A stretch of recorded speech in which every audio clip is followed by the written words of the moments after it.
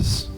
Queridos, eu quero falar novamente no texto de Zacarias, capítulo 4, versículo 6. Eu quero fazer a parte 2 da mensagem de ontem, aliás, de quarta-feira passada. Seria na força de Deus, parte 2. Amém? Quem foi abençoado com essa palavra aí, diga amém. Foi bênção demais e eu tenho certeza que não será diferente essa noite. O Senhor há de falar ao teu coração. Zacarias capítulo 4, versículo 6. E você que for achando aí, você pode ir dizendo amém. Aqui está bem joinha, tá, filho? Obrigado, tá? Glória a Deus.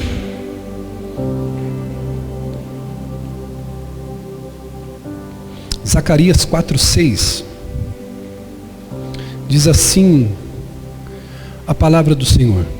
E respondeu e me falou dizendo: esta é a palavra do Senhor a Zorobabel, dizendo: não por força e nem por violência, mas pelo meu Espírito, diz o Senhor dos Exércitos.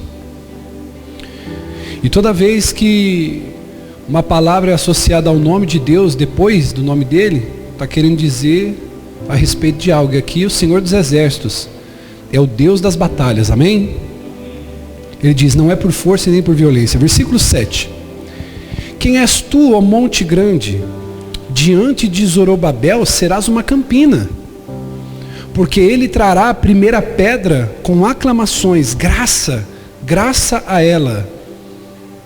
E a palavra do Senhor veio de novo a mim dizendo: as mãos de Zorobabel têm fundado essa casa, também as suas mãos a acabarão, para que saibais que o Senhor dos Exércitos me enviou a vós. Porque quem despreza o dia das coisas pequenas, pois se alegrará, vendo o prumo na mão de Zorobabel. São estes os olhos do Senhor que discorrem por toda a terra. E você diga amém.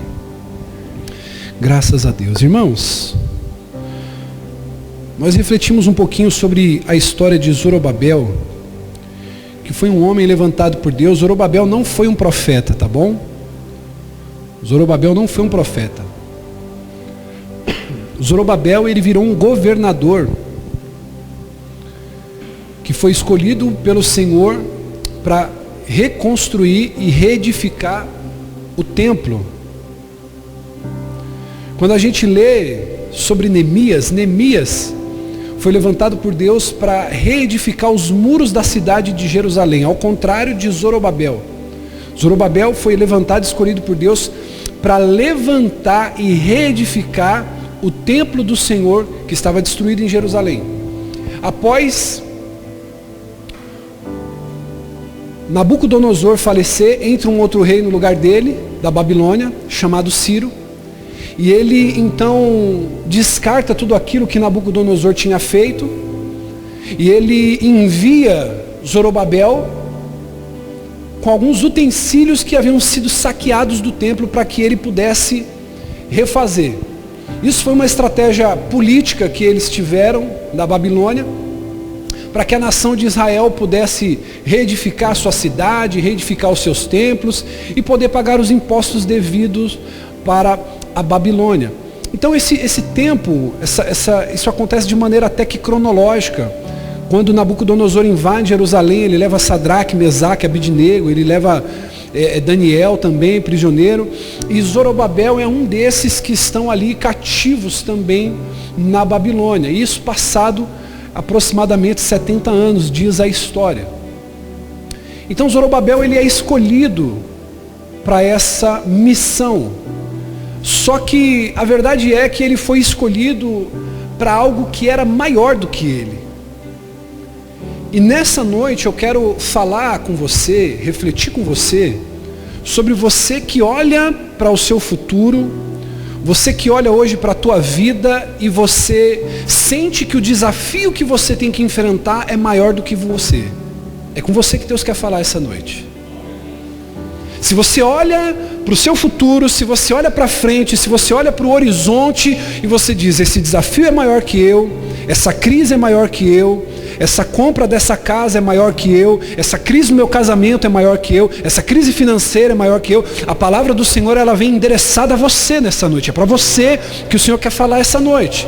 Se você olha para algum lugar e você diz, nossa, é maior do que eu, é para você. Preste atenção, Zorobabel, ele se coloca nessa situação, Diácono Wesley. Ele diz, como que um homem como eu vou edificar, reconstruir o templo do Senhor? Que é isso? É maior que eu. E aí então, ele junta toda a equipe, e ele diz assim, gente, nós vamos reedificar o templo do Senhor. Se a gente se unir, nós vamos acabar a obra rapidinho. Se todo mundo contribuir, se todo mundo ajudar, vai dar certo, nós vamos arrebentar. Aí o povo diz assim para Zorobabel, olha, nós temos que cuidar das nossas casas. Que negócio é esse de cuidar da casa de Deus e abandonar minha casa? E aí Zorobabel, ele toma um grande chá, ou ele toma um grande banho de água fria, e ele se desanima. Porque na mente dele o plano já estava desenhado. Ei, deixa eu dizer uma coisa para você, abre teu coração. Deixa o Espírito Santo ministrar agora você. Muitas vezes o plano já está todo desenhado na tua mente. E aí você no primeiro obstáculo toma um banho de água fria. Já parou para ver que é assim? Você fala, poxa, eu pensei que ia dar desse jeito. Eu pensei que fulano ia estar comigo no projeto. Eu pensei que Beltrano não ia me deixar no meio do caminho. Eu pensei que quando eu começasse um novo propósito, as coisas seriam diferentes. E você toma aquele banho de água fria. E aí ele se desanima, porque ele diz, poxa, eu achei que todos estariam com o mesmo coração que eu. Eu achei que todos iriam acreditar na mesma coisa que eu acredito. Eu achei que todos iam querer não só ajudar financeiramente, mas colocar as mãos nas ferramentas para edificar o templo. E aí ele se desanima. E isso é característico de alguém que está enfrentando algo maior que ele. Logo de cara ele desanima. Por quê? Porque ele vê que de fato o problema é maior do que ele. Aí ele desanima. Ele faz o que qualquer ser humano faria. Ele desanima. Só que eu louvo a Deus, irmão, pelo desânimo na nossa vida. Eu louvo a Deus pela dificuldade, eu louvo a Deus pelo problema, porque toda vez que eu me deparo com algo que é maior que eu, o Senhor, ele levanta um homem chamado Zacarias. Zacarias vai até ele e diz assim, ei meu filho, não fica desanimado e não teme, porque Deus me enviou para te dar uma profecia. Ele olha e diz assim, epa, profecia? Ele diz, meu nome é Zacarias, Zorobabel, e Deus me mandou aqui para te dizer uma coisa, não é por força, não é por violência, mas é pelo meu Espírito Santo, aleluia! E para que todo mundo saiba que eu que fui enviado pelo Senhor, a obra que você começou, Deus vai te ajudar a terminar. Aí a primeira coisa que a gente aprende com ele, foi o que a gente refletiu na semana passada. Primeira coisa, você precisa depender do Espírito Santo. Para de querer fazer no teu braço. Até aqui já deu, tá bom. Dependa. Faça o que você tem que fazer, mas dependa do Espírito.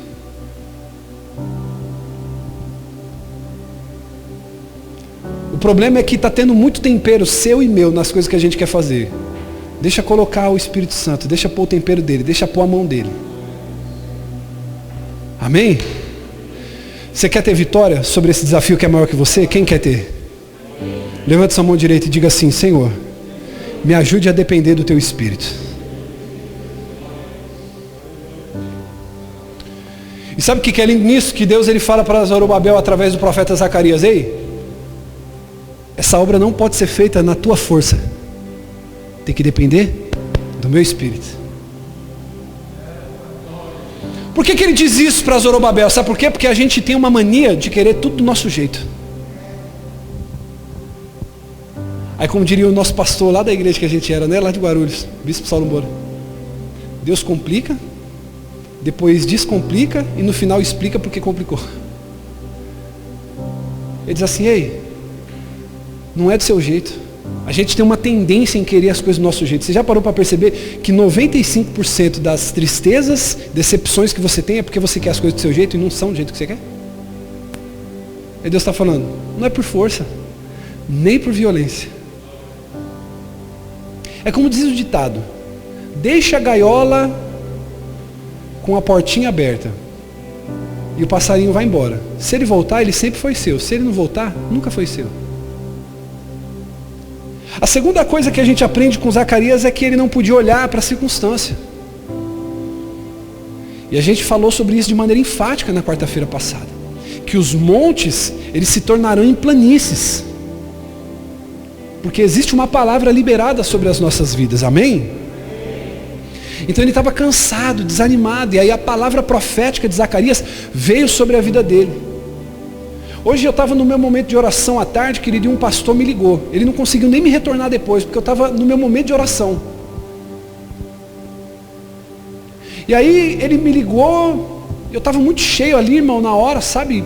O Senhor me visitou de uma maneira especial naquele momento. Estava ali orando, chorando, me quebrantando diante do Senhor em oração. E aí esse pastor amigo me ligou. E quando ele me ligou, eu olhei assim, eu falei, não vou atender. Aí o Espírito Santo falou assim, atende e libera uma palavra sobre a vida dele. E o louvor de fundo estava comendo solto, irmão, o fogo descendo. E aí eu apertei lá para atender, já soltando uma rajada de língua estranha, irmão. Eu nem sei o que ele pensou, o que ele estava fazendo do outro lado. Eu só sei que o Senhor começou a usar minha vida, eu comecei a profetizar. Irmão, eu sei que foi uma coisa tremenda. Se a minha esposa chegasse lá e abrisse a porta, ela ia falar, esse cara tá doido. Estava eu sozinho na sala lá, irmão, quase dando pirueta, cheio do Espírito Santo, profetizando, falando em mistério com Deus. E ele talvez me ligou, porque ele é muito profeta também. Ele me ligou talvez para me dar uma palavra, mas Deus falou, você que vai liberar uma palavra sobre a vida dele. E muitas vezes é assim, irmão.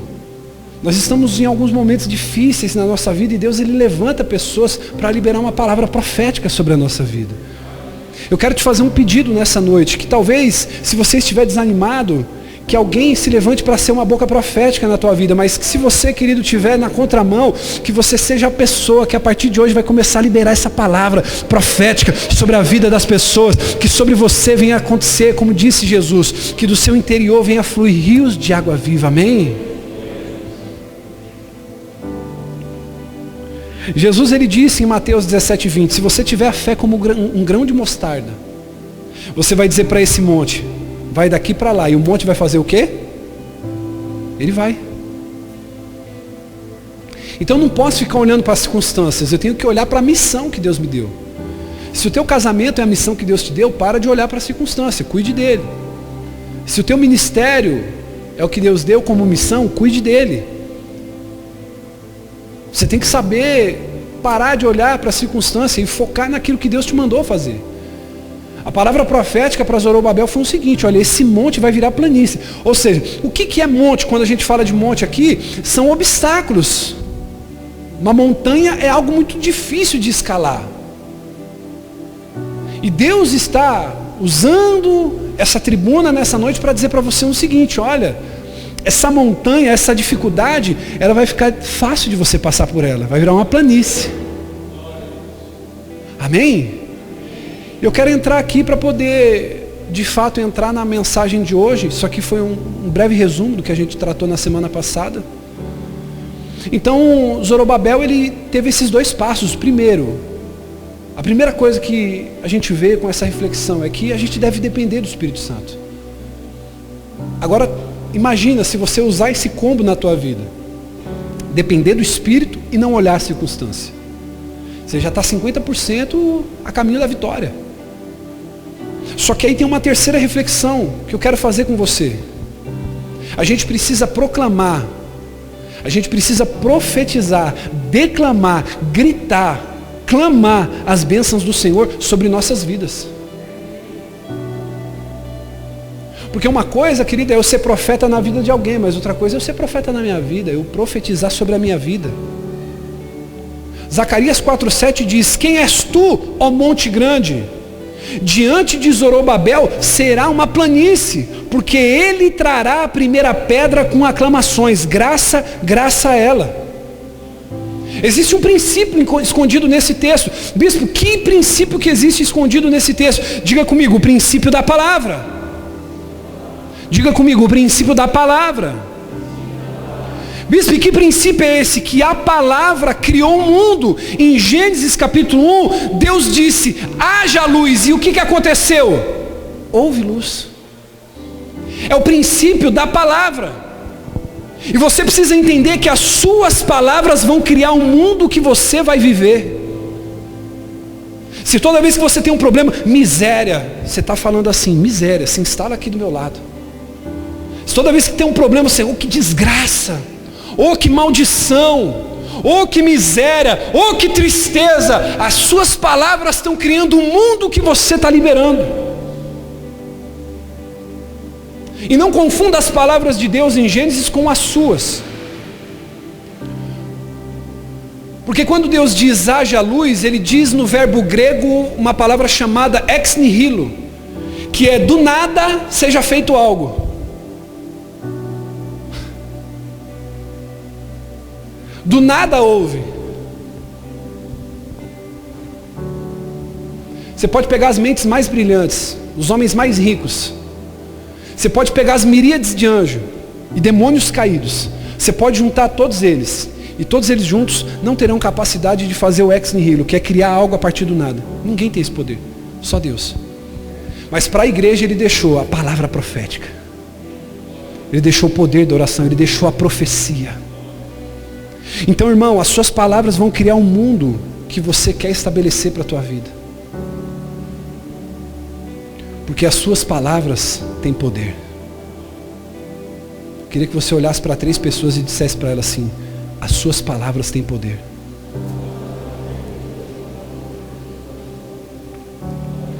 Ah, bispo, isso aí tá conversinha de pregador que não estudou para pregar. Abre para mim, filho, Provérbios capítulo 18, versículo 21.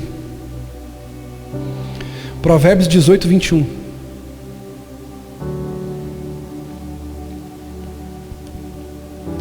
Vou contar até 3, nós vamos ler como quem vai morar no céu. Amém? A língua tem o poder sobre a vida e sobre os que gostam de usá-la comerão. Tem outra tradução aqui, guarde ela. A morte e a vida estão no poder da palavra. Aquele que a profere do seu fruto comerá. Ô bispo, tá difícil. Eu sei que está difícil. Mas sabe qual que tem que ser a palavra que sai da sua boca? Eu vou arrebentar. Eu vou vencer. Eu vou passar por cima. Eu vou sair dessa. Vai dar certo. Escute aqui, olhe para mim e redobre sua atenção. Isso aqui não é autoajuda, tá? Isso aqui não é teologia coach. Até porque, como pastor que dá palestra e coach que sou, no dia que eu quiser te dar uma palavra de motivação, eu marco uma reunião e eu marco uma palestra. Isso aqui é a palavra. Vida e morte estão no poder da palavra. Vida e morte estão no poder da palavra. Olha para quem está do teu lado, diga para ela assim, ó: Deus te abençoe. Estenda as mãos assim para ela e diga assim, ó: Deus te abençoe.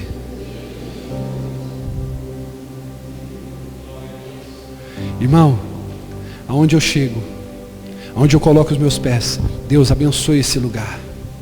Que esse lugar seja bendito. Cadê o Gilei? Foi tomar um café comigo. Nos assentamos à mesa. Gente bebendo, gente comendo. Na padaria, não foi, filho? Vamos agradecer. Eu faço questão, irmão. Não para me amostrar. Mas quando o bêbado, ele vai achincalhar tudo ali no avacalho, o local. Falei, nós somos filhos. Eu falei, Senhor, antes de qualquer coisa, abençoa esse ambiente. Abençoa os funcionários, abençoa o dono desse lugar. Te agradecemos pelo dom da vida, por essa refeição. Vida e morte estão nos poder, está na palavra. E nós precisamos profetizar essa palavra sobre nossas vidas. Guarde esse ensino. As suas palavras direcionam a sua vida. As suas palavras direcionam a sua vida. Sabe o conselho que eu quero te dar aqui nessa noite? Eu quero ser profeta na tua vida. Você não pode se deixar levar pelo que você vê fora das suas possibilidades. Muitas vezes, querido, a gente se deixa levar pela emoção, pelo tamanho do problema que a gente vê ao nosso redor. E você precisa aprender a usar as palavras. Deus abençoe. Deus abençoe. Coloque a mão sobre o teu filho e diga: Deus, abençoe. Coloque a mão sobre a sua esposa, sobre o seu marido, diga: Deus, abençoe. Você vai pegar, querido, a tua carteira e você vai parar de fazer piada que ela só anda sem dinheiro, anda com cartão sem limite, e você vai começar a entender que você é profeta da tua vida, que você é o piloto da tua embarcação, e você vai dizer: Deus, abençoe. Deus, abençoe. Você vai pegar o teu celular, vai pegar o aplicativo do banco e você vai dizer: Deus, abençoe. Você vai pegar a foto daquela pessoa que você sabe que precisa de libertação e você vai dizer: Deus, abençoe. Você vai parar de emprestar tua boca para piada, para coisa que não tem nada a ver, e você vai começar a ser profeta da tua própria vida e vai dizer: Deus, abençoe. Ah, meu Deus, Deus, abençoe. Falei para minha esposa, eu marquei com um rapaz hoje aqui 1h da tarde. Aí eu terminei minha oração, terminei meu devocional com Deus. Aí cheguei aqui, eu falei: caramba, vou ter que ficar esperando esse cara. O Espírito Santo falou para mim: meu filho, vem orar. E aí eu tive um momento muito forte aqui sozinho, e era o que queimava dentro do meu coração. Eu subi aqui em cima por um momento, depois de orar de joelhos na ponta do altar, e só conseguia sair essas palavras de mim: Deus, abençoa. Deus, abençoa. Eu preciso, diga: eu preciso tomar posse da palavra, e as palavras mudarão as circunstâncias na minha vida.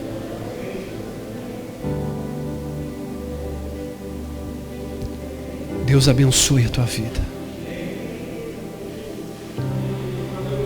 Eu libero essa palavra nessa noite sobre a tua vida. Deus te abençoe.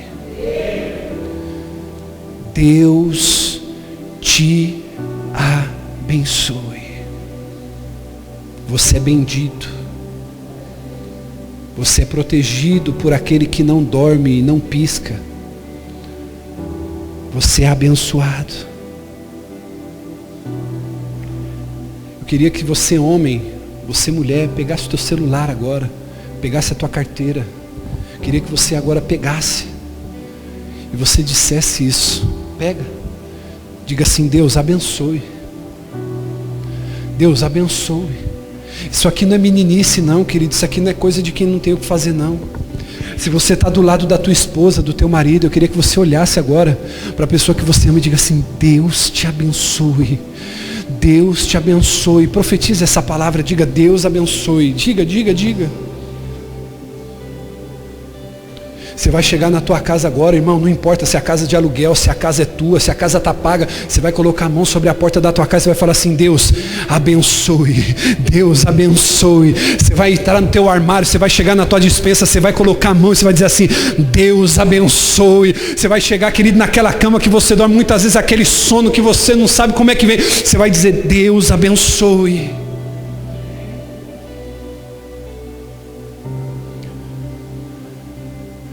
Deus abençoe. Você precisa entender, irmão, que você tem que proclamar as bênçãos de Deus sobre a sua vida. Ô bispo, meu carro está velhinho, meu carro está só, Deus abençoe, que você não está a pé, você não está de ônibus. Amém, irmão? O que a gente aprende mais com esse texto? Primeiro, não é por força e não por violência, mas é pelo Espírito. Dependa do Espírito Santo. Segundo, não olhe para a circunstância. Terceiro, proclame as bênçãos de Deus sobre a sua vida. Declare as bênçãos de Deus sobre a sua vida. Quarto, você não pode, querido, abandonar o projeto de Deus para a sua vida. Zacarias 4:9, nós não vamos sair desse capítulo.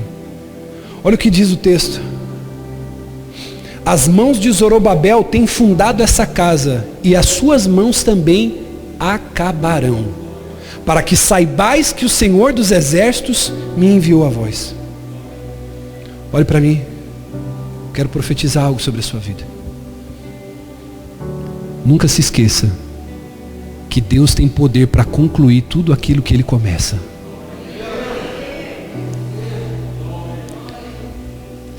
Foi Deus que te uniu a quem você está do lado hoje. Ele vai te dar forças se você não decidir desistir. Porque tem uma diferença entre querer continuar e querer desistir. Aquilo que você abre mão, Deus ele não abençoa. Se você desiste de orar, Deus ele vai colocar a mão para quê? Feche os teus olhos. E diga comigo, Deus tem poder para continuar e terminar aquilo que ele começou. Eu quero dizer para você, querido, nessa noite, que eu não sei o que tem impedido você. Eu não sei qual tem sido a barreira, a dificuldade que você tem enfrentado. Eu não sei, querido, que talvez você possa estar enfrentando, porque eu estou pregando aqui e tem pessoas que estão bem financeiramente, não estão ricas, mas não estão endividadas. Está tudo indo bem para ela, mas ela não está com sorte, podemos dizer assim, no amor. Talvez você está bem com a tua família, com a tua esposa, com os filhos, mas financeiramente você não está bem. Talvez financeiramente com a família você está bem, mas espiritualmente você está enfrentando dificuldades maiores que você, montanhas.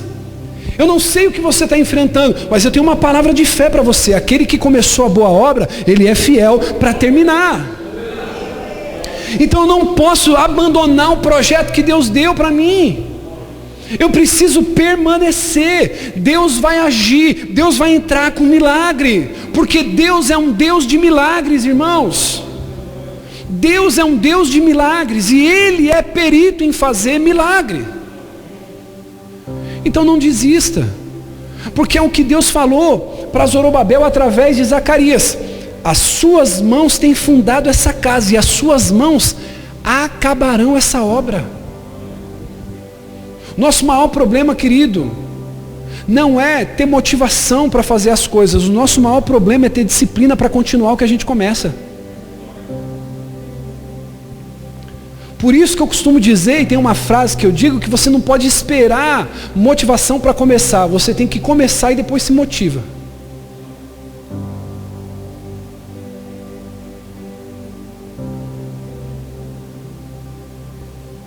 Você não pode desanimar.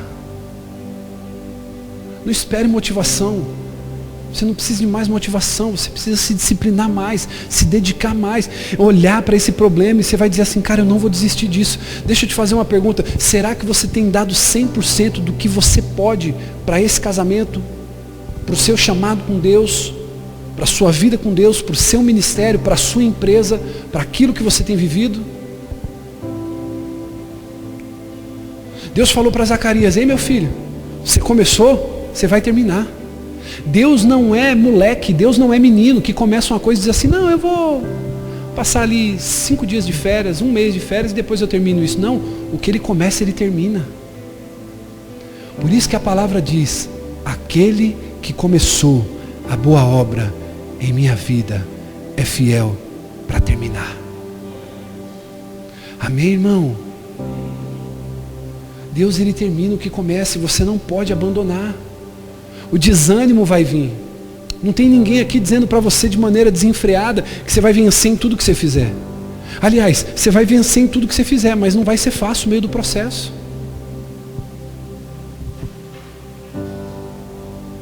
Se você parar para analisar, pensa comigo. Hoje você é resultado dos seus fracassos, das suas tristezas, das suas decepções e derrotas. O seu sucesso pouco te ensinaram lá atrás. O que te ensinou a ser quem você é foram suas percas, foram os seus fracassos. E você está aqui hoje porque você não deixou o fracasso ser maior que a sua vontade de continuar. Você permaneceu. Então, dito isso, eu não posso desistir do projeto que Deus me deu. Eu caminho para o encerramento, que está no versículo 10 do texto que a gente leu, capítulo 4 de Zacarias, versículo 10. Eu queria que ele colocasse para a gente aqui. Dá para pôr? Olha só que texto poderoso, irmão. Pois aqueles dias que desprezaram o dia das pequenas coisas terão grande alegria ao verem a pedra principal nas mãos de Zorobabel. Bispo, que o Senhor quer dizer? Eu quero dizer uma coisa para você aqui, uma palavra profética. Não despreze as coisas pequenas. Dependa do Espírito Santo, diga comigo. Dependa do Espírito Santo. Não olhe para a circunstância. Proclame as bênçãos do Senhor. Como quem está vivo, diga, proclame as bênçãos do Senhor. O próximo, você não pode abandonar o projeto de Deus para a sua vida. E quinto, não despreze as coisas pequenas. Ele vai dizer, porque quem despreza o dia das coisas pequenas? Ele faz uma pergunta para Zorobabel. Pois se alegrará vendo o prumo na mão de Zorobabel. São os 7 olhos do Senhor que discorrem pela terra. Ou seja, o que ele está dizendo para Zorobabel? Aos seus olhos, a obra que você está fazendo é pequenininha. E Zorobabel, ele iniciou essa obra desprezando as coisas pequenas. E aí Deus enviou Zacarias para encorajar ele. E ele acreditou nessa palavra e ele teve êxito, amém?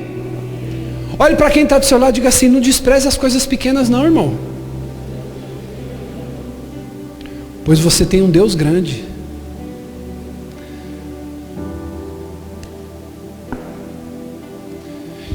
Calcula comigo, uma multidão de 5.000 homens, mais mulher e criança. Tem uma criança com uma coisinha pequena. O que ela tinha? 5 pães e 2 peixes. Era pequeno na mão da criança, mas se tornou grande na mão do Deus que ela servia. Lembra de Davi quando ele foi para a guerra? Ele tinha que enfrentar um grande gigante, mas era uma pedra pequena, cheia de unção na mão de um jovem que estava cheio do Espírito Santo. Era pequena na mão dele, mas na mão de Deus era uma pedra grande para derrubar o gigante. Posso te falar uma coisa? Redobra atenção aqui, olhe para mim. Pequenas chaves abrem grandes portas. Não despreze o que é pequeno. Você já parou para perceber que para entrar na tua casa não precisa quebrar a janela, quebrar a porta? É só ter uma chave pequenininha? Não despreze o pequeno. Bispo, por quê? Porque você tem um Deus grande. Amém, irmão? Você acha que se Deus ele não usou Zorobabel, que era pequenininho desse tamanho, ele não vai usar você? Você acha que ele não vai usar a sua vida? Eu quero encerrar aqui, o louvor pode subir. Eu quero falar para você 2 versículos da Bíblia. Primeiro, Jó capítulo 8, versículo 7. O seu começo parece pequeno, mas o seu futuro será de grande prosperidade. O bispo, eu comecei pequenininho naquela empresa. Eu era ajudante, carregava saco, carregava peso. Bispo, fica tranquilo. Seu começo pode parecer pequeno, mas o seu final será grande. Sabe por quê? Porque você não vai entrar na força do teu braço, você vai entrar para depender do Espírito Santo de Deus, vai parar de olhar para a circunstância, vai proclamar as bênçãos de Deus, não vai desistir daquilo que Ele está fazendo na tua vida, e você vai sair vitorioso. Não despreze o que é pequeno, não despreze aquilo que é pequenininho. Por que, bispo? Porque é esse pequeno que Deus precisa para fazer um grande milagre. Aleluias. Amém? O problema é esse, nós queremos começar grande. Eu me lembro quando eu comecei meu ministério, irmão. Eu era o rapaz que levava o violão para a célula. Sabia fazer nada, falava muito bem, mas ainda não tinha caráter, ainda estava meio convertido. E ali eu não dava nada para mim mesmo. Comecei com um violãozinho de R$200. E eu era o rapaz que tocava na célula o violão. Talvez você está aqui hoje pensando, bispo, hoje eu estou enfrentando um problema que é maior do que eu. Um problema no meu casamento, um problema financeiro. Não se menospreze, não se rebaixe. Não se olhe menor do que aquilo que Deus vê que você é. Ele olha para você e Ele vê alguém que é mais do que vencedor. Amém? E para encerrar, eu quero ler para você Isaías capítulo 51, versículo 2. Sabe o que ele vai dizer? Olhem para Abraão, seu pai na fé. Olhem para Sara, que lhes deu a luz. Aí Deus vai dizer através de Isaías: quando eu chamei Abraão, ele era apenas um, e eu o abençoei e se tornou uma multidão. Ô bispo, quem era Abraão? Um idólatra, vivendo em Ur dos Caldeus. Quem era Abraão, bispo? Um idólatra, um Zé Ninguém, filho de um idólatra, pequenininho, ninguém sabia quem era Abraão. Hoje Abraão é aclamado. Mas bispo, quem era Abraão antes de entrar o poder de Deus na vida dele? Diga comigo assim: um pequenininho qualquer. Posso te dar um conselho? Cuidado com os pequenininhos, irmão, porque Deus tem mistério com quem é pequeno. Deus, ele não despreza. Eu quero dizer uma coisa para você, querido, nessa noite: para de olhar para a circunstância, para de olhar para você e dizer: não, eu sou pequeno demais, eu sou modesto demais, não vai dar certo. Irmão, para de olhar para a circunstância. Deus te chamou para executar uma obra maior que você, e Ele diz que não é na tua força, é na força do Espírito Santo. Ei, olhe para mim, para de querer fazer as coisas do seu jeito e começa a entender que as coisas é do jeito dEle. Se coloca na presença dEle, dependa dEle, deixa Ele fazer, deixa Ele agir. Fala: Senhor, a minha empresa está nas suas mãos, o meu trabalho está nas suas mãos, a minha casa está nas suas mãos, os meus filhos estão nas suas mãos, tudo que eu tenho está nas suas mãos. Não importa se é pequeno, defenda o teu campo de lentilha, irmão. Não importa o inimigo que se levantar, você precisa tomar a decisão de defender o que é teu. Defenda teu casamento, defenda teu trabalho, defenda teu pastor, defenda a tua igreja, defenda os teus filhos. Cadê os guerreiros que estão aqui nessa noite, que vão se levantar para defender aquilo que Deus...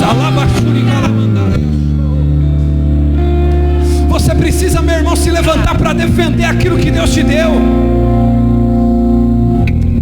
Em nome de Jesus.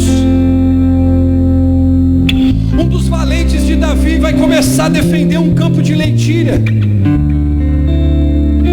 Irmão, se você for no mercado, a lentilha, ela é baratinha, ela é colocada lá no fundo da prateleira.